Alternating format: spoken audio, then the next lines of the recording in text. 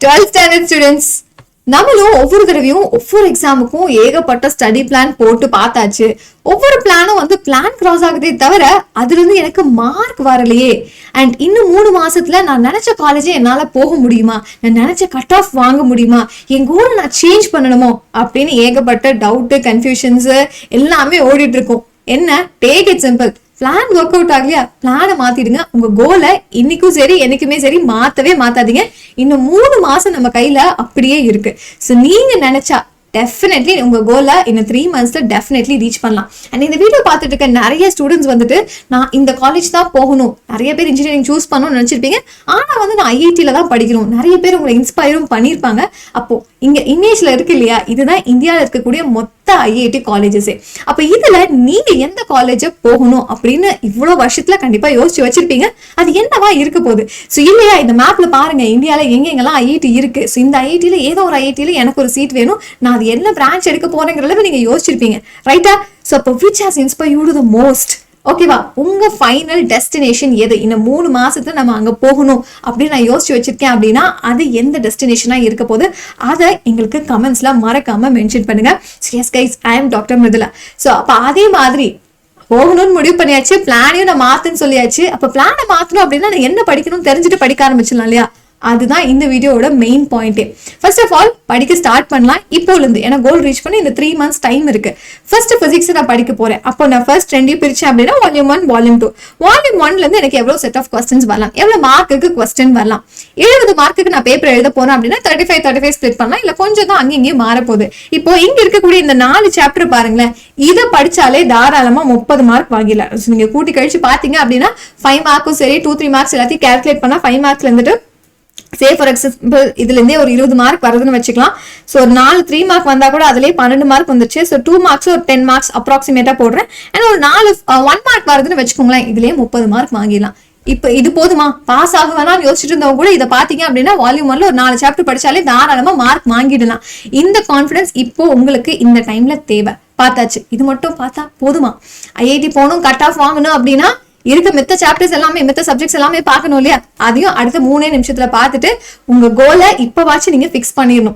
So அடுத்தது பிசிக்ஸோட மித்த சாப்டர்ஸோட weightage இங்க இருக்கு. சோ இதெல்லாம் அழகா அப்படியே ஒரு ஸ்கிரீன்ஷாட் எடுத்து வச்சுக்கோங்க.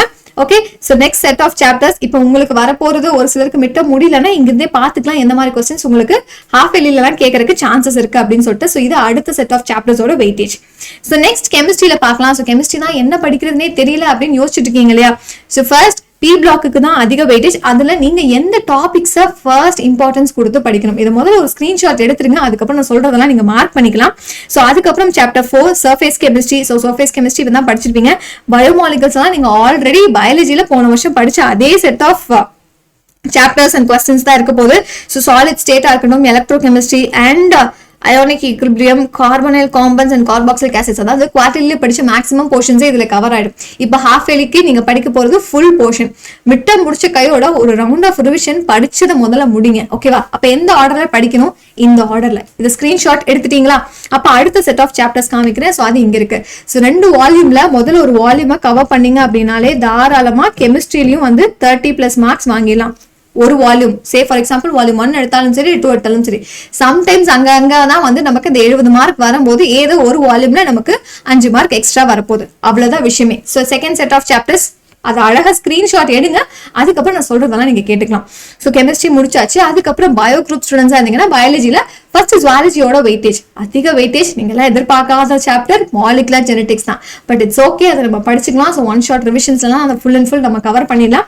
அடுத்தது அதே மாதிரி ஹியூமன் ஹெல்த் அண்ட் டிசீஸ். இது உங்களுக்கு ஓரளவு இன்ட்ரெஸ்டிங்கா இருக்கக்கூடிய சாப்டர்ஸ் தான். சரி, ஸ்கிரீன்ஷாட் எடுத்துக்கோங்க. இதுலயுமே நம்ம ஒரு 5 சாப்டர் தெளிவா படிச்சுட்டு போனாலே 2 மார்க்ஸும் மேக்ஸிமம், 3 மார்க்ஸும் மேக்ஸிமம், அதே மாதிரி 5 மார்க்கும் தாராளமா எழுதிடலாம்.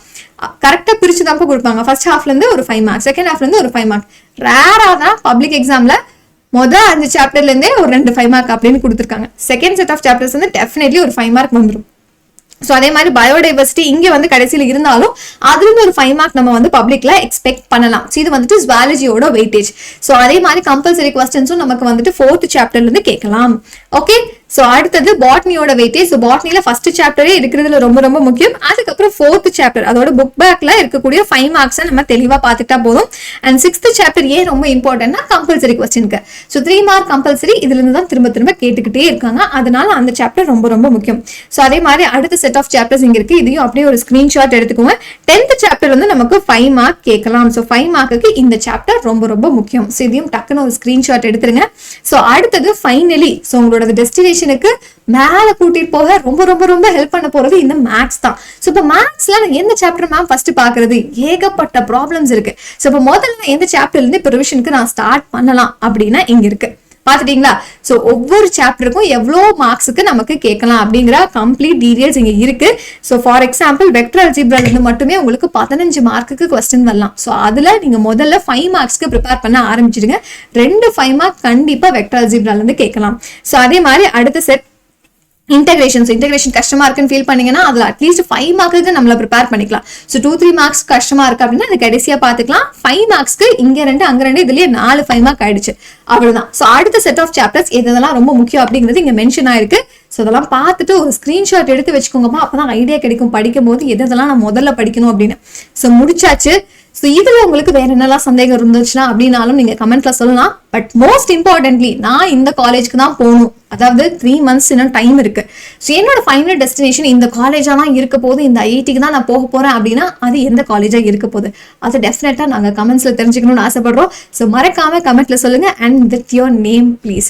ஸோ ஐ ஹோப் இந்த வீடியோல உங்களுக்கான டெஸ்டினேஷன் எங்கன்னு சூஸ் பண்றதுக்கு ஒரு சின்ன ஹிண்ட் கிடைச்சிருக்கும்னு நினைக்கிறேன். ஸோ வீடியோவை பிடிச்சிருந்துச்சு அப்படின்னா மறக்காம லைக் பட்டனை பிரஸ் பண்ணுங்க அண்ட் உங்க ஃப்ரெண்ட்ஸுக்கும் ஷேர் பண்ணுங்க. பிகாஸ் 3 months டெஃபினெட்லி பிளானை சேஞ்ச் பண்ணும், உங்க கோலை கிடையவே கிடையாது.